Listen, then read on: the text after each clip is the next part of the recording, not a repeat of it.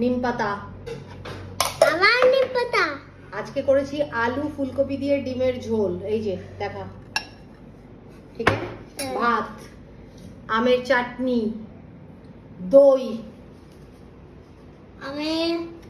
এই যে দই, মালাই দই। হ্যাঁ চলে যাবে। হ্যাঁ চলবে। আর কিছু বানাওনি? আচ্ছা গরমে কর না নিজে। আচ্ছা কেন রই?